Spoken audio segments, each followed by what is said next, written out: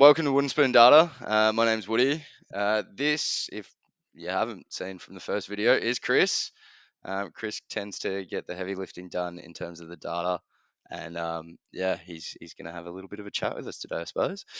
Um, yeah, mate, welcome to spending time on the channel, I suppose. How, Thanks for having me. yeah. Um, I suppose it's first time on camera, so and I haven't done heaps of it, so forgive us if we're at all awkward. Um, but yeah, I suppose like real simply, we're just gonna go over the week's games, maybe go over a few other little bits and pieces, and yeah, just go from there. Regular scheduled programming will return if you're kind of a fan of the essay data stuff. We definitely will be doing more. But yeah, I suppose first things first, we go over the game to kind of open the round. Um, we got a good one there in Sydney, Melbourne, mate. I've had some interesting thoughts of this encounter. Um, I suppose. What did you think? What did you think of Melbourne first and foremost? Do they look like they're gonna be kind of that top I, I echelons this year? I don't think it was a bad showing, really. Like they were right into it the three-quarter time. Yeah, I I feel I like think Sydney overpowered them, but the same yeah. old problems, I guess, kicking problems, going for goal. Definitely. I think for me, it's like I didn't think Sydney would be incredibly good this year. And I've been very surprised by just that opening bounce. I kind of thought Melbourne, while not having the particular firepower up forward, would still get the job done. And yeah, just a couple of injuries in the midfield, no longer having Buddy. I just kind of thought maybe Sydney wouldn't be up to it this year, but I guess I'm kind of reassessing it all now. It is, the real deal now.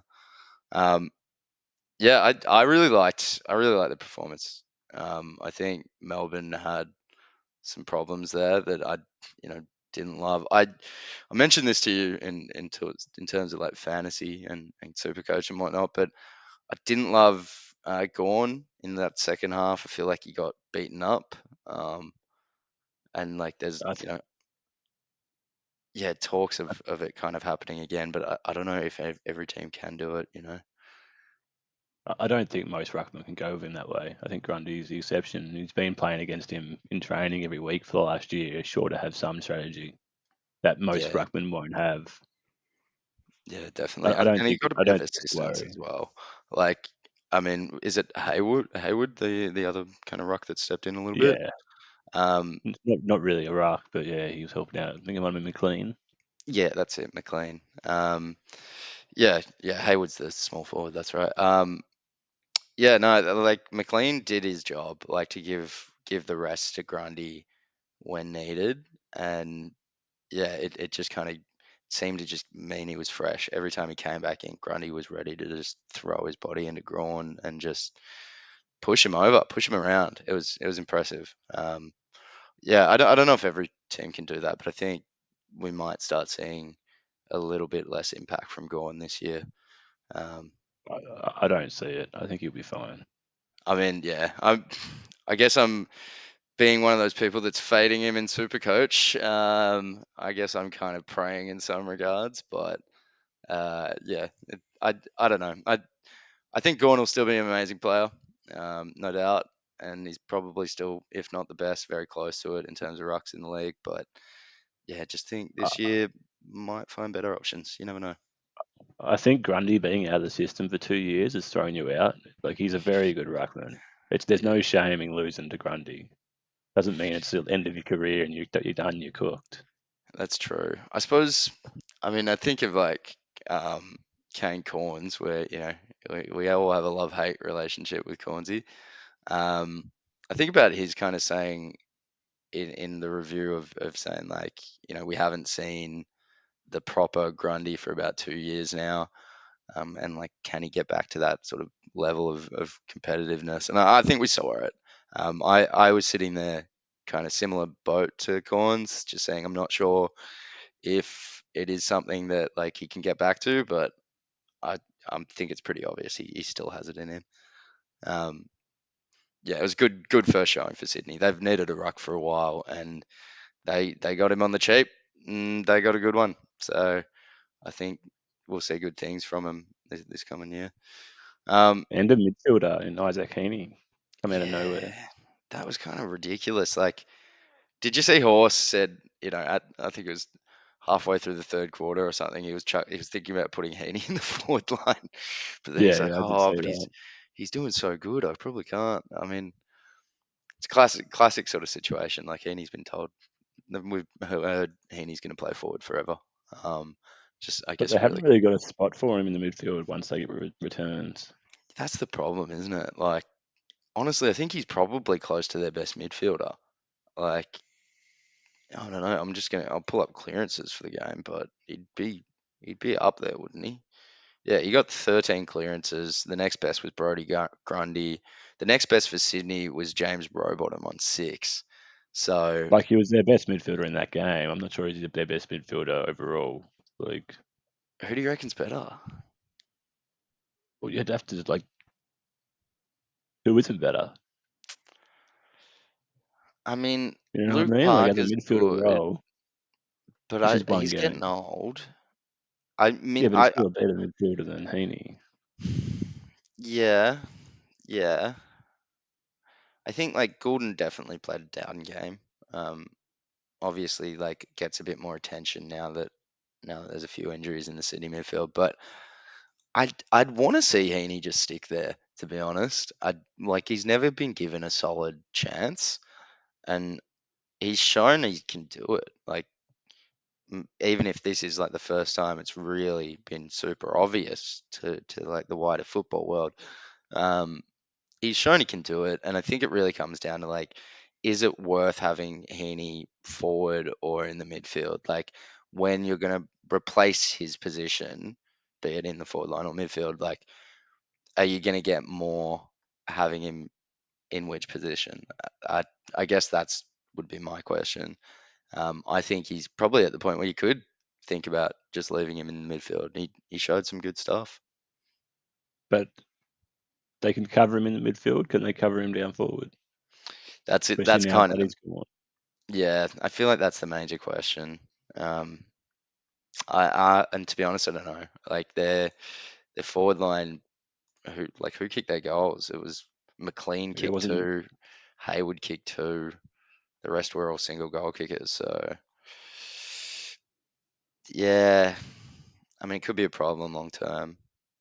Logan McDonald's got to Yeah, do a bit more, that sort of stuff. But Amadi got none. yeah, yeah. I mean even Heaney got one mostly in the midfield. So it is kind of one of those situations. Do you only want 0 to 1 from Heaney, or do you really need that 2 plus a game from him in the forwards? So yeah, it's a tough call. Tough call.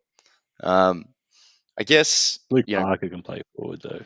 Luke Parker can, but is he as effective forward as Heaney is in kind of the midfield? Like do you get a positive result by putting Heaney in the midfield and Parker forward? I don't know, to be honest. Like take a bit of math, but as a general, I liked what I saw from Sydney. I think Melbourne, there's a worry there.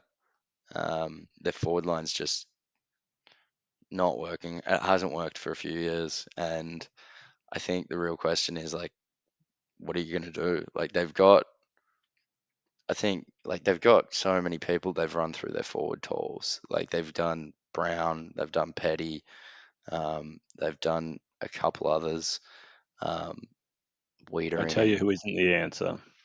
Josh Shackey. He's not the answer. yeah, I agree with you. 100%, I agree with you. Um, Honestly, like I hate potting footballers, but Shaki isn't going to get them back into the grand final. Um, yeah, I don't know. I don't know. I think we talked about this. I don't even know why they're so into Petty.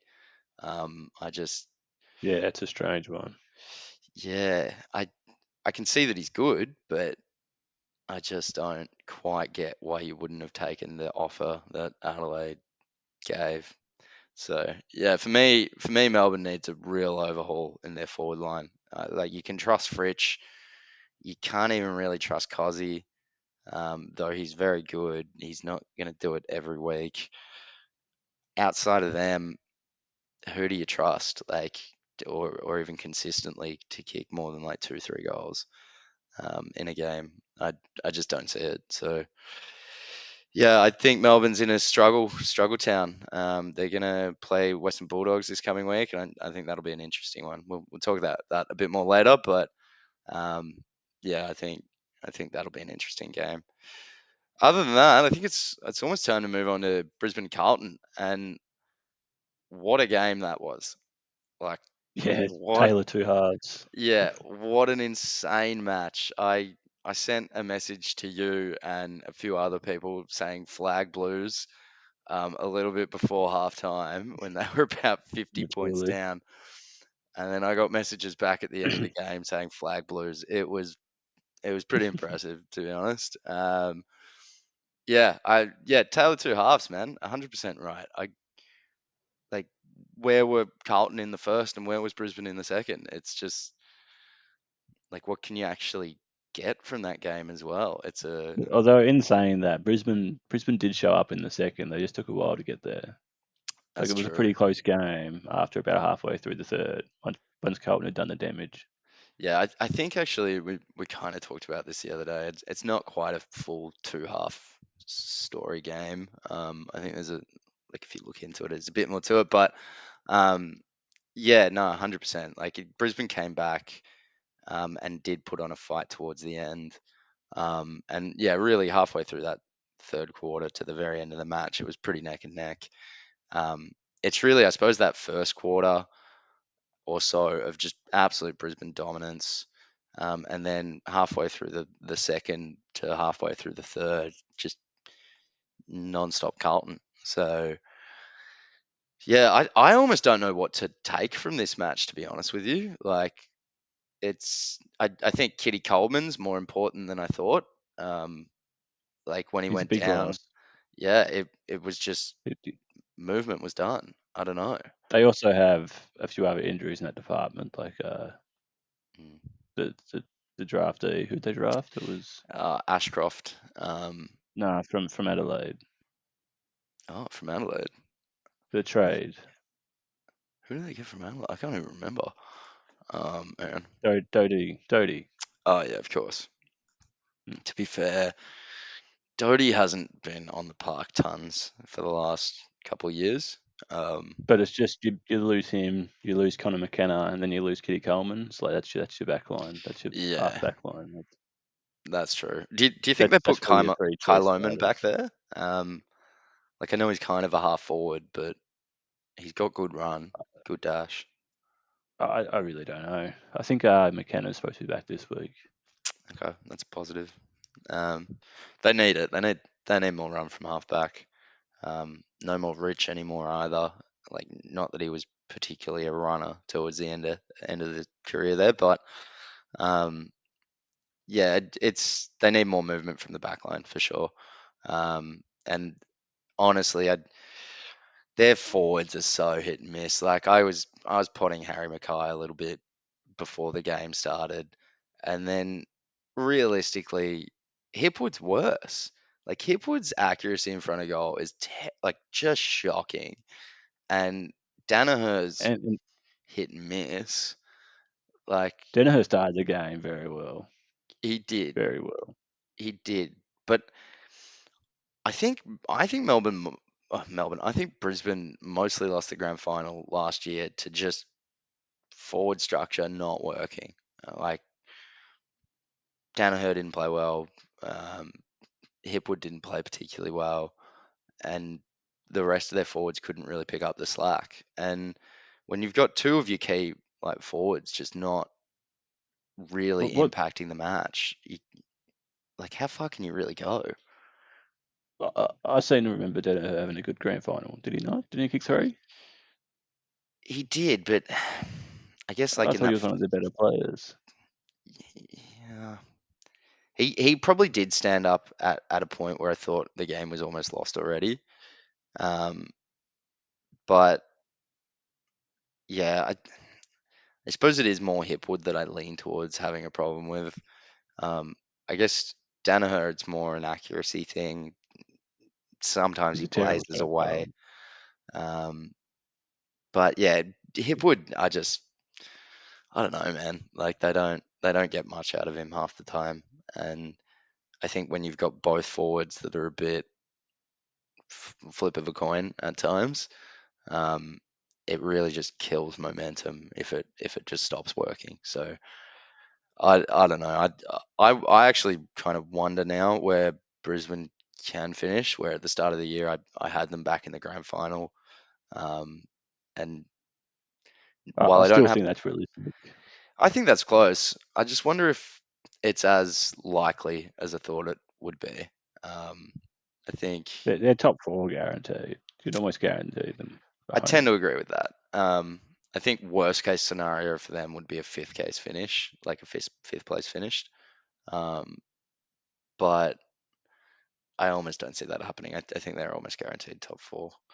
Looking at looking at Carlton though, like wow. Um, I don't know. Like there's a lot of those like 50-ish point comebacks around that sort. They Well, they look there's not a ton, they look but no good in the first half. They look no good. yeah. And then they just they flicked a switch, man. Like it was just goal from goal.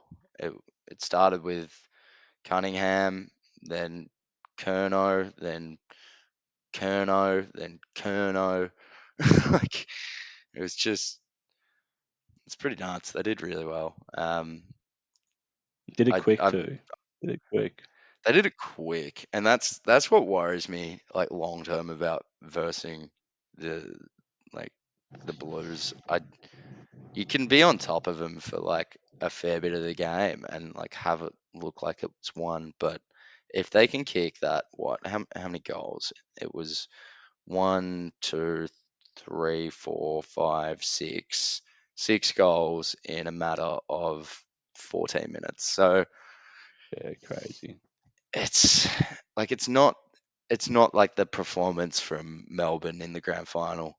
It's not like 7 goals in 7 minutes, but it's pretty dang close in terms of dominance, and you just kind of can't write them off now. Like you can't get 40 points in front and be comfortable. Um, so yeah, Carlton way better.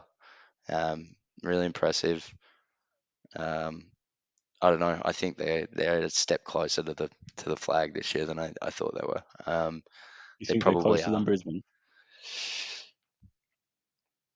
Wiedering comes back, and yeah, maybe. Um, they did super well without Wiedering. I thought Hipwood and Danaher would just get off the chain, and it would be game over, which it kind of looked like it was early. And then the defense started holding up.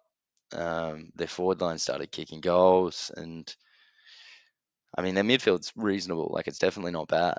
It's got a lot of good players in there. Some don't always stand up, but you know, they've got a solid lineup, and I think their goal scoring woes might be fixed if Harry can start actually kicking correctly. Um, which yeah, look, honestly, I think he's like saved their season in a regard as well. Like had he missed that Already. last shot, honest to God, could you imagine the storylines if he missed that last shot? It'd be Harry hasn't gotten over his yips. Carlton were 50 points down, still couldn't do it. Like it, the storyline would be so different. And I wonder. It would be very different, but I don't think it would be overly negative. Like Brisbane's still a good side. You haven't lost to West Coast. That's true. Um, I don't know. Like I think there'd be worse discourse, obviously, for Carlton. Um, but Like, yeah, did anyone go up there thinking Carlton was a sure thing? I don't think You anybody know what I thought a mean? sure thing, but I don't think anybody also thought that they'd get smashed that badly at the first half of the match. Yeah. Um, so I think the story would end up being like, how did they let themselves get that far down? Because they would have, if they were only a couple of goals down, they would have won. And I think that would have been the story rather than like they got over the line from 50 points down, and Harry got over the yips because he got a goal in the high pressure moment and all that sort of stuff. So I think they got a really good storyline out of it, which will help him for the year. Whereas I think if he missed that one, maybe he keeps getting the pressure. It doesn't quite roll off his back, and he just doesn't quite get over it. So I don't know. It does make a big difference. Yeah, it could be enough. Like that one goal at start of the year could set up his year in the right way and really set up Carlton in the right way too. I think they've done really well. Um, Moving on to the next one, I suppose we've said a fair bit on Brisbane and Carlton. Richmond Gold Coast. That was uh that was shocking. That was absolutely shocking. Richmond look bad. Yeah, I Yeah, I reckon they're wooden spoon contenders. I don't see them winning many games for the year. yeah. I I mean, don't think I think Gold Coast played well, but I don't think they get that much freedom against a lot of teams. I'm not sure what to read into it. I think yeah, it was more a fact of Richmond not performing than it was Gold Coast. I mean, all credit to Matt Rao, 20, that was 20 nuts. clearances. That's huge. And Absolutely like the nuts. top line did all perform very strongly. Definitely. If you are a super coach or fantasy football fan, Dimmer came out earlier in the year and said get Flanders into your team. He's gonna be one of our mainstays. And they only rotated four mids. It was Rao, Anderson, Miller, and who am I thinking of? Who am I forgetting? Flanders, Flanders. That's Flanders, it. Exactly who I'm talking about. So yeah, and Flanders got about 50, a bit over 50% in the midfield as well. So basically just taking over when one of them rested. Um, yeah, impressive, really well done. I do wonder how much you can take from Gold Coast out of this game. Um, Personally, I think the comeback we saw from Richmond, because I tend to agree with you. I don't think Richmond's going to do great this year. I have maybe two teams worse than them in West Coast and probably only Hawthorn due to injuries. But due to their comeback, right? Because of that, almost looking like we're going to have another Brisbane Carlton display at a moment there. I don't think West Coast. I don't think Gold Coast can make the finals. They just capitulated too hard. And while they won the match and they definitely look really good in certain areas, I wonder again if they're going to get that in regular matches because Richmond doesn't look great this year. And I do wonder if it's Hardwick, knowing his old team quite well, knowing how to make sure that it doesn't fall apart when it started to look rocky. Um, while there's improvements there, I wonder if he can pull that off against every team. I wonder if pardon me. that's all right, mate. No, while there's improvements, I wonder if he can pull that off on every team. I think the intimate And that's my knowledge, worry. I think once they verse star midfields and people with good midfields, these guys aren't going to get this much possession this easily. yeah, agreed. Like the 20 clearances to Rao, of course, is a whole different story. But like Anderson, Powell, Flanders, they all had a very high disposal efficiency. They all had very high disposals, and I think with a little bit more pressure on them, does that drop too much? Potentially. Like to be honest, like I love Ben King, I love Max King, but I can't see Ben kicking five every week. And I wonder if their goal kickers, because like how many did they even have in the end? I don't think they had, considering they won by so significantly. It was only 99-60 in quite a dominant performance. I'm just gonna You, pull up you the don't goal think the kickers. beards made the difference? The who? The beard. I think the beard made a massive difference. I just wonder if it holds up against the good sides, um, no, it's a strong beard, a strong performance. I just 5 goals from King, 3 from Lukosius, 3 from Roses. That's that's 11 of their. How many goals did they end up kicking? 11 of their 14. It's just it's not going to happen every week, and I don't know if they've got enough goal kicking mids or even small forwards, to be honest, to really get them over the line against good teams. I like their midfield. I like most of their defense. I just don't think their forwards have enough firepower to really get them over the line in close games, or even just generally difficult games. Um, but nonetheless, great performance from Gold Coast, and I think we will see a better team this year. Just don't quite think they're ready to make the eight this year yet. Could be next year, could even be this year, but I just don't see it. That being said, great performance. I guess if we're gonna go over Richmond in a bit more depth, because I don't want to pot them too much, but that was bad. That was really bad. It wasn't pretty. I, I I think a big difference could be Ninkova's coming back. Same. I think Dusty will be huge. Lynch, Dusty, of if he course. does come back early, but yeah, there's a problem with their spine. Like Noah Bolter can't be playing up forward. They just Yeah, I don't think they need to really. send him back. Yeah, like who's But their they've defense? got no one else to play forward though. Who else plays forward? I mean, yeah, you're right, but who's playing defense? Like they've got Gibcus Grimes, played well. Gibbs played okay. He did. Um, Grimes, Gibbs, and Voston. Look, they're going to be all right. Same with Short and Rioli to a degree, but Tyler Young is just going to get mauled. Um, You need a Sam Bolter back there, but yeah, you need Lynch back. yeah, they need to figure out like if they're going to play Jacob Kuzitsky, like play him as a standalone forward. Put your smalls around him. Like you've got good smalls. Shai Bolton, Liam Baker, Maurice Moroli, are all guns. Even Marlon Pickett, obviously a gun. First game got a normie, but I don't like their structure, and Didn't quite get the normie. well, yeah, no, you're right. Actually, he didn't quite get the normie. Should have gotten the normie his first game. Um, but yeah, no, I don't like their structure. I don't like their movement of footy. I just saw a lot of over possession, like running in 20, 30 meters out, and instead of just going for it, like hand passing it to somebody that's just as pressured as you, maybe in a worse angle in some regards. I just it just looked like they didn't have a good plan. Like they look like they have a plan that they know what they're meant to do, but it doesn't look like they have the personnel for it. They can't. They're not accurate enough by hand. They're not accurate enough by foot. They're not quick.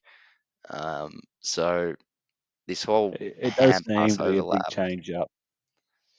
It does seem to be a big change up in style than the previous season, it does. and that might It's. just take some getting used to. I feel like they're kind of doing the right thing. Like honestly, I just think they're slow. Like they're like Presti is not fast. Thomas had a terrible game, but Thomas isn't fast. None of their midfielders are quick. Um, I did find it quite funny when the commentary was that Matt Rao had 20 clearances against this Richmond midfield, and like the names they named weren't that impressive. Like like Prestia, who was never the mm, star. yeah, Taranto.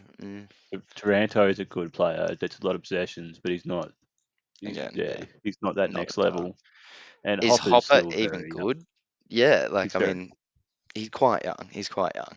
You give him a pass, but what they paid for Hopper and Taranto, they've got to be thinking that's biting them in the ass now. Like Kane Corns can't look more right, to be honest. They've got years to prove it though. Surely. Yeah, I don't love it. I don't love their lineup. It's just missing structure at the moment, and I think they don't have a particular speed on the ball, which kind of makes their overlap hand pass kind of game not the best option for them. Um, but who knows? Maybe I'm wrong. Maybe I'm assessing kind of their changes a bit wrong, and they'll kind of come to the forefront with some more experience. But we'll see. That's all we can do. I didn't like what I saw though, and I'm with you. Early calls have Richmond in the bottom four, and probably closer to last than not, to be honest. It's not good, but I've been wrong before. I've been very wrong. I suppose with that, we're kind of up to the last game.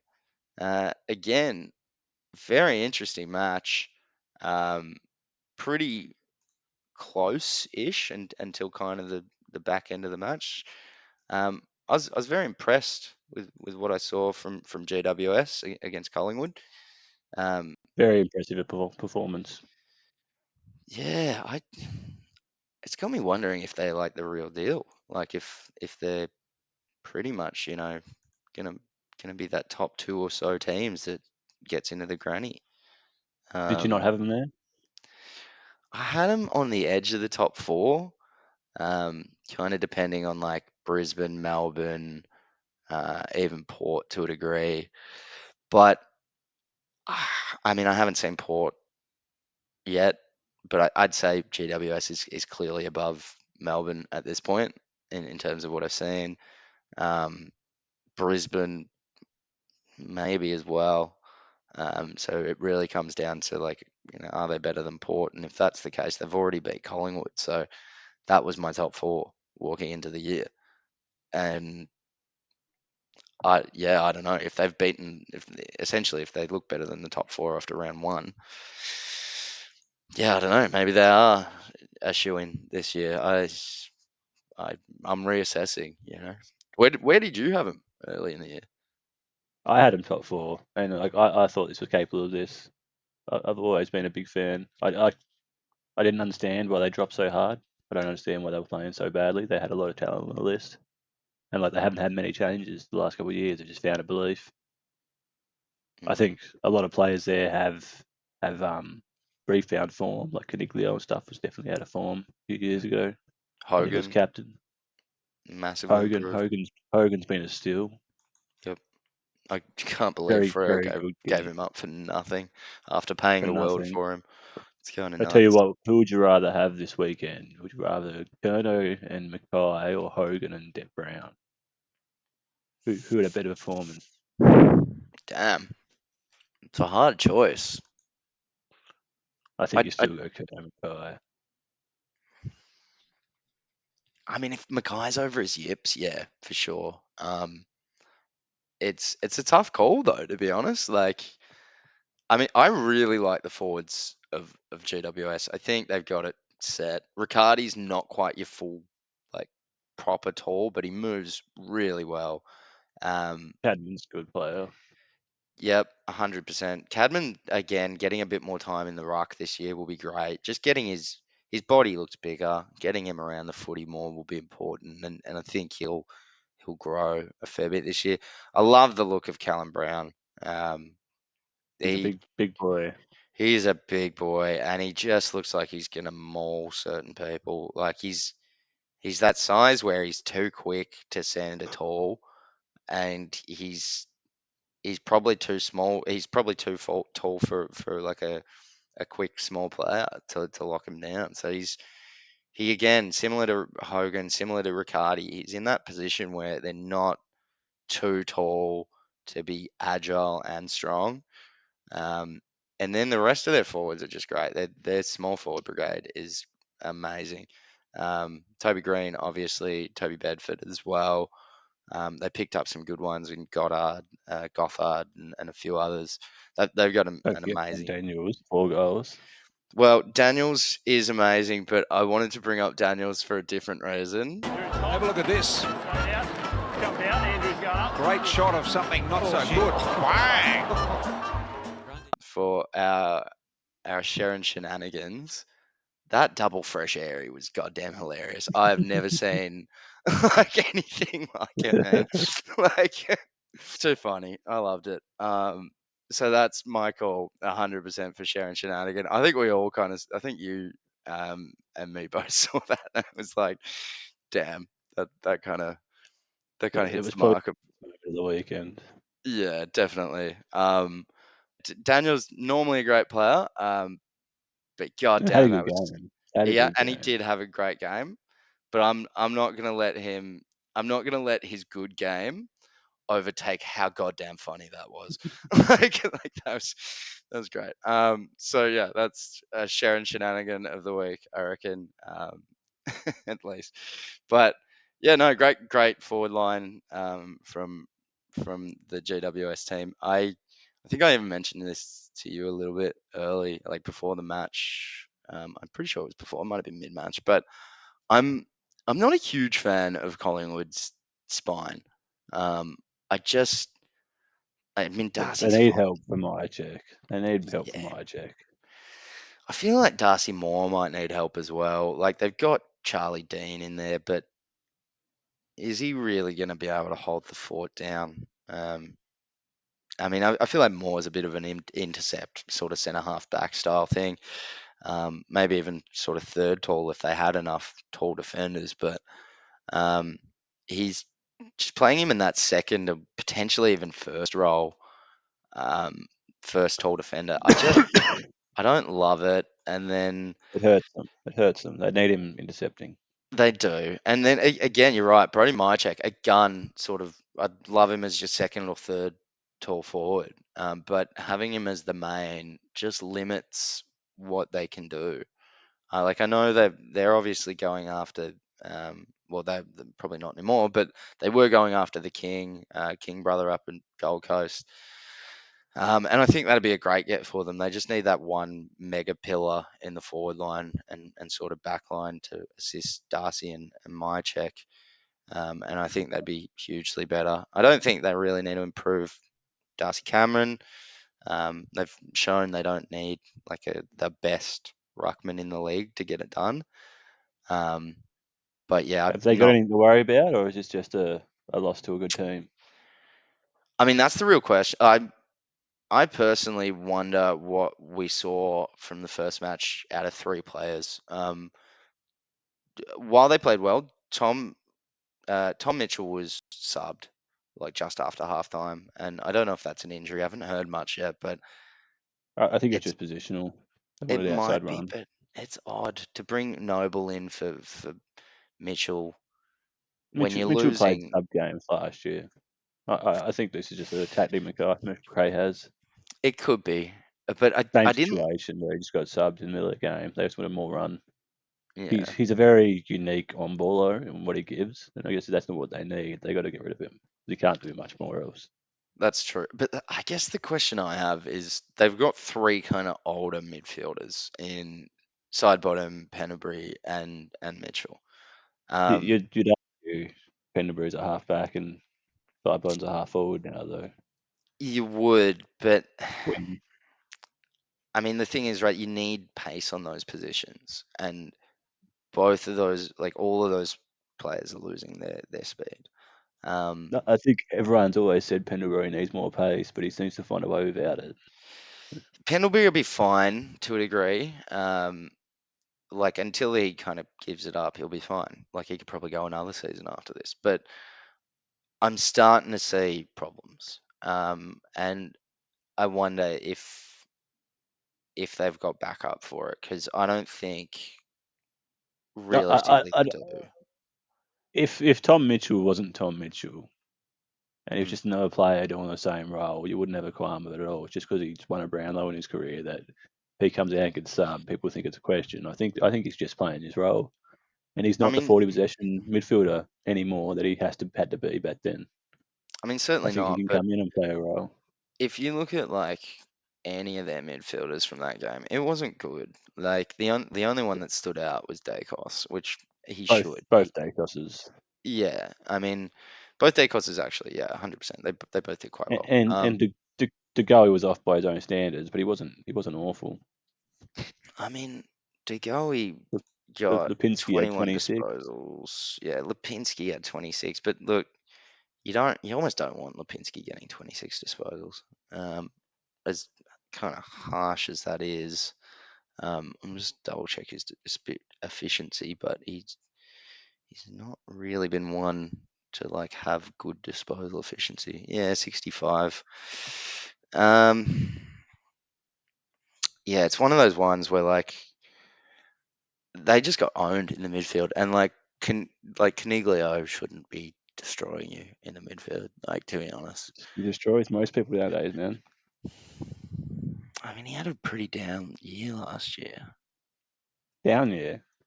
Yeah, Caniglios. Like he came good in the second half, but he started the year off pretty dang slow.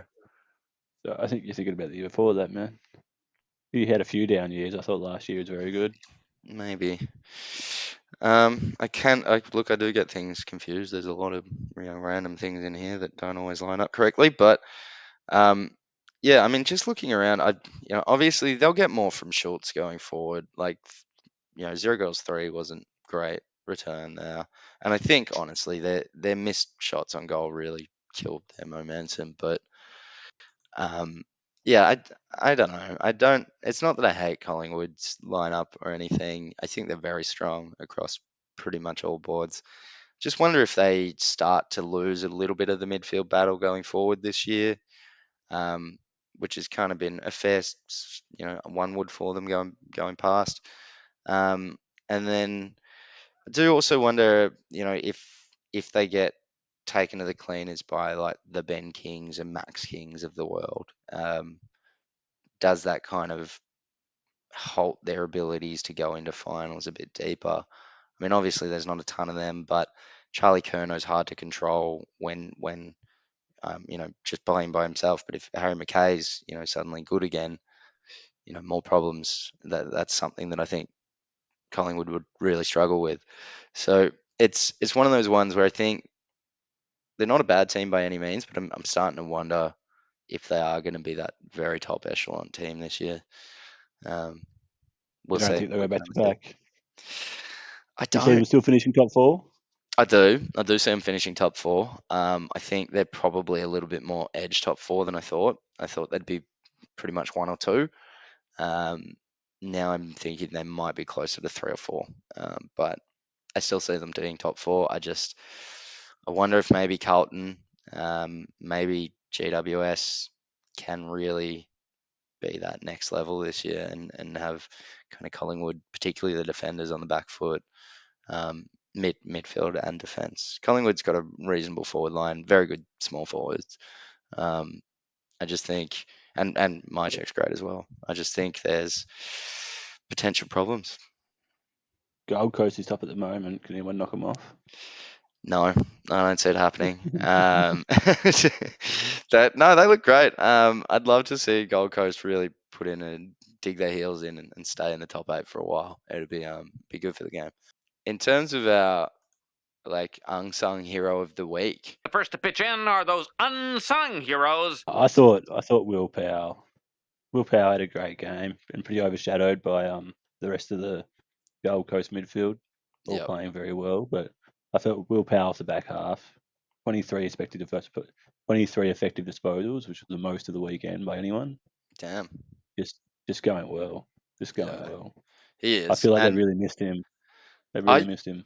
I feel like I haven't watched enough of him to be honest. I've heard good things nonstop, but A, I a couple don't years watch ago, enough. he was really starting to step out of his shell, and then I think he had an ACL. I think it was an ACL, and Okay, he missed the year before last, and he come back halfway through last year and just find his feet again. But now he's poised to he's explode. I think. he is looking very good. The one I'd maybe mention outside of that was a young Carlton player that stepped on at halftime in Jack Carroll. Um, Really impressive for half a game of footy. I don't know much about the lad, but he got 8 effective disposals, from 10 disposals. Yeah, just good game. Being asked to kind of get out there when Doherty goes down, I think he did well. So that'd be the only other person I'd think of. But yeah, both unsung heroes for sure. Um, Very, very, Maybe very unlucky of Doherty to do the ACL. Going to be a tough road yeah, back. honestly, and I hate to say this, I wonder if he comes back. It's the whole getting He's over come back cancer from and worse, man. He's come back from yeah. worse. I'm sure he's got up for him. I think if Carlton come pretty damn close to a final, like the grand final, he might do it. just giving himself one opportunity. But I think if Carlton's a bit off the mark this year and isn't quite as good as we saw in that first round or round zero, um, then maybe he puts up the boots.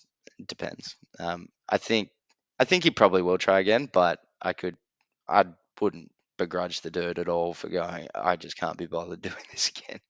Um, so yeah, It'll be tough if Carlton do go on to win the premiership this year. Be it sad to will. see him on the sideline. It will. It kind of gives more credence to the whole beverage argument of like every player should get a medal, that sort of thing. But yeah, hard to say. Hard to say. Very very sad though. Very sad. And look, to be honest, Jack Carroll, while definitely a little bit of an unsung hero, I don't think he quite lives up to your play there. But um, other than that, we've got one or two things to just go over. Obviously, we will touch on this coming week, but um, we do plan on having a kind of rolling All Australian selection. It's obviously a little bit early to put out a full AA yet, but is there anybody that stood out that maybe put their hands up, in your opinion, that you weren't maybe considering as much, say, a week or two ago? I think the biggest ones are the key forward line. I think it's going to be very hard to pick coming into the year, centre half forward and full forward. Like this weekend, you could name at least 5 players that put their hand up for them 2 positions, and that's Definitely. with only 8 teams playing. There's still 10 more teams to play, and a lot more key forwards that would normally be fighting them position. You got Max King to come, Lucky. Jeremy Cameron, Mm. Larky.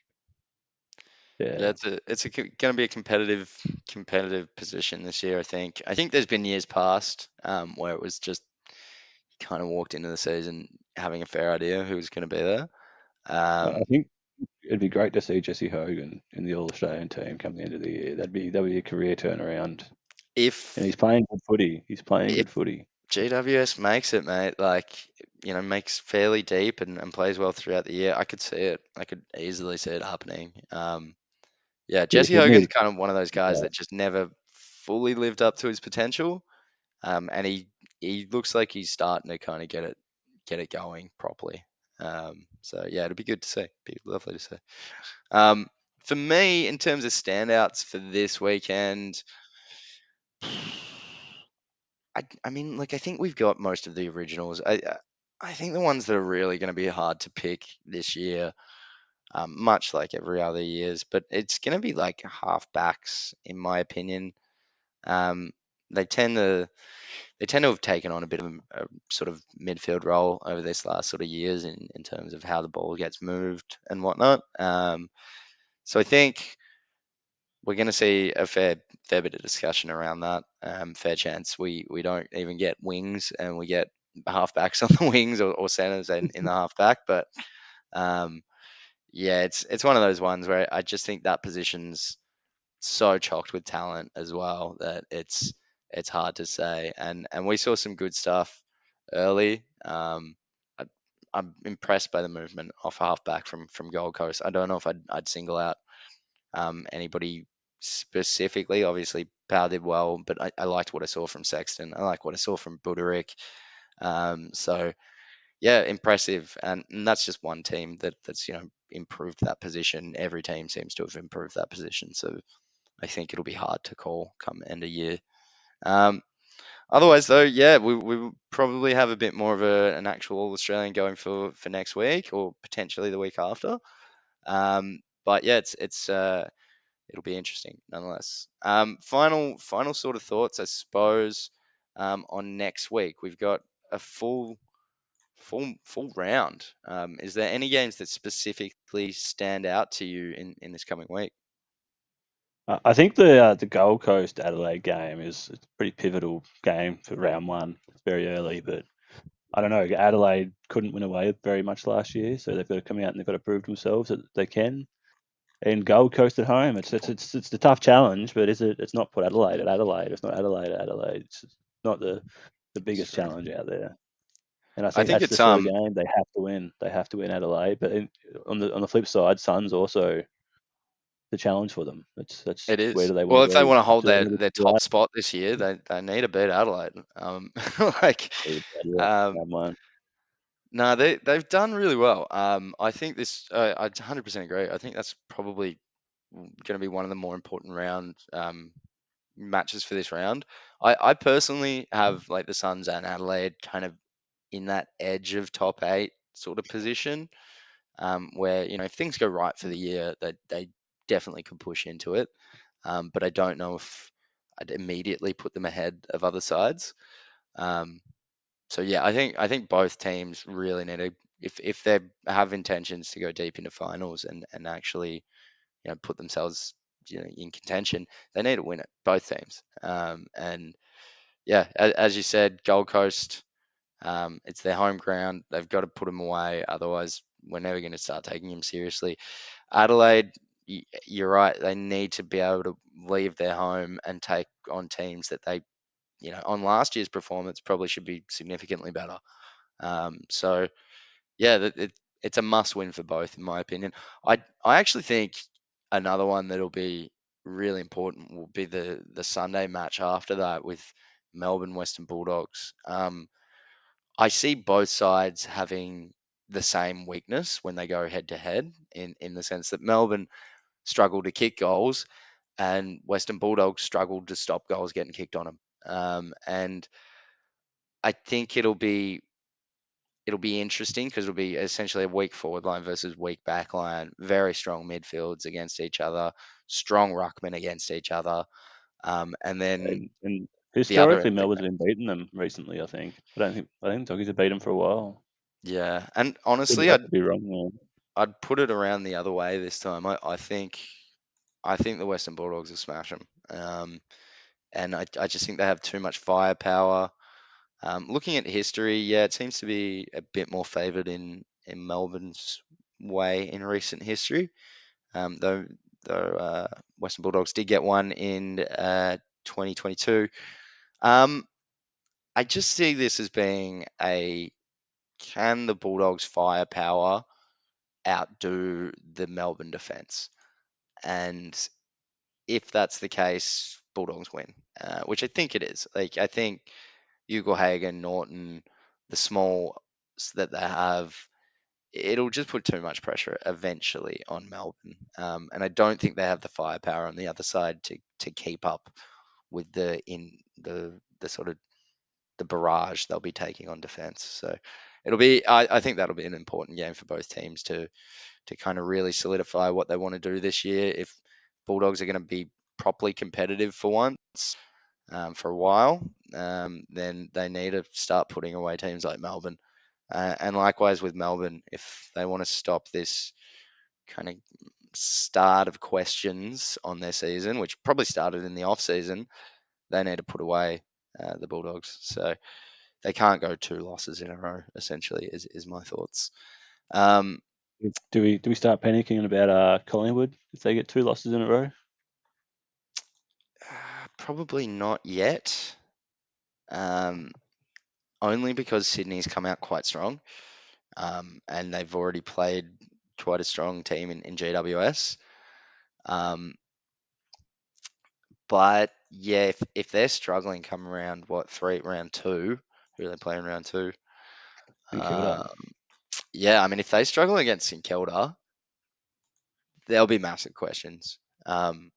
Like realistically, I'm a Saints fan. I haven't really mentioned it on the channel, but I don't think I don't think St Kilda's as good as Collingwood, as much as I'd love them to be. And if Collingwood struggles at all to put away St Kilda, I think there's going to be big questions on whether they can really go back to back or not. Um, yeah, it'll be interesting. I think you're pretty bang on. They kind of do need to win this round, or questions will start to be made of Collingwood. Um, Other than that, look, if we were to discuss St Kilda quickly, St Kilda Geelong is going to be an interesting match. We had a quick chat last night about something we won't mention on this channel too much in terms of odds and whatnot. And it is very heavily in Geelong's favour. And personally, I don't really see why. I think it should be fairly evenish in terms of expectation on teams, but I can see why most people would think the Cats will do well in Geelong, not having too many injuries like they did last year. So I can see the thought process there. I just think it'll be a closer match than others think. Um, Other than that, if we go quickly down the line, Carlton, Richmond, I think we're both going to be in agreement there. That looks like it's going to be an absolute whitewash. And yeah, I'm Richmond. worried for the Kangaroos coming up against GWS, who seems to be in some very good form. Yeah, yeah. That I mean, yeah. Actually, you mentioned that the other night. GWS already got to play last year's grand finalists and got some good form, while North has had a week off, and still kind of figuring out what they want to do this year and for beyond. So yeah, I see that being problematic. Um, yeah, I see Carlton absolutely dominating Richmond. I think Essendon Hawks will be a good match. Um, I think Essendon should do. They should win. Um, I think it'd be a much closer if Hawthorn didn't have the injuries they did. But A I lot of see this being injuries. a fairly easy Essendon win.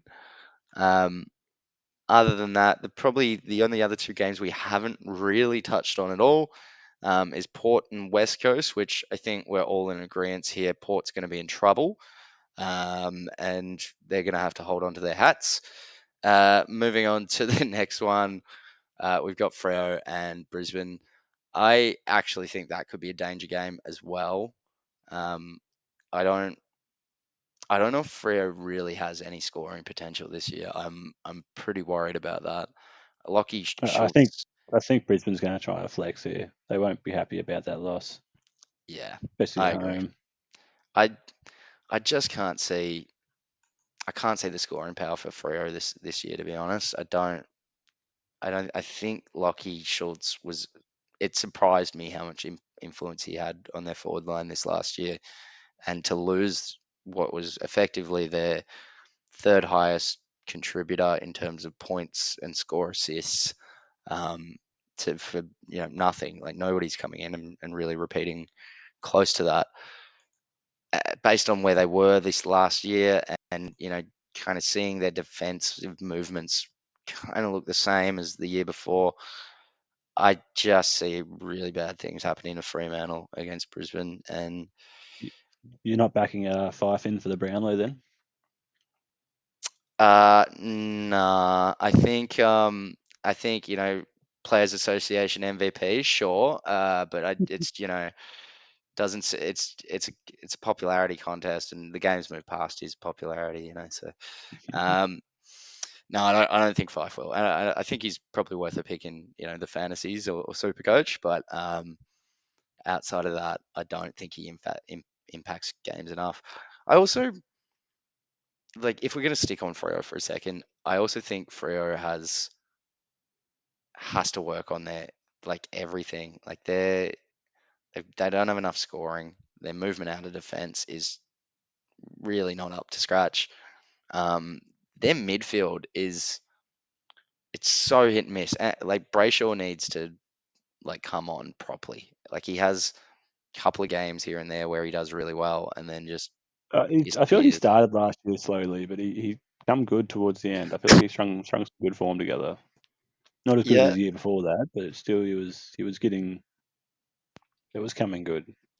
no, I see improvement there for sure. But I think they've moved him to the outside to let Hayden Young and Fife get back in there, which, I mean, yeah, he's fine on the outside, but he's not going to be damaging particularly, in that position, and it just kind of stunts his growth. Which, again, like, why are you doing it in terms of Freo? Like, why are you chucking Fife in there? You're not going to get close to winning a flag.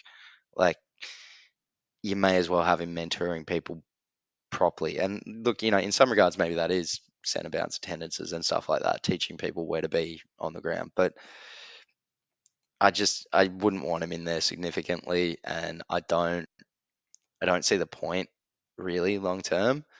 Um, I don't like that they're getting rid of Brayshaw to kind of, like, put in Hayden Young, which is a positive.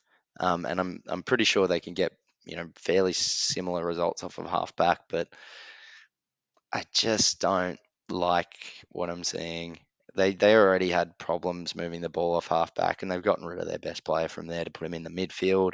It's just, And they lost Liam Henry.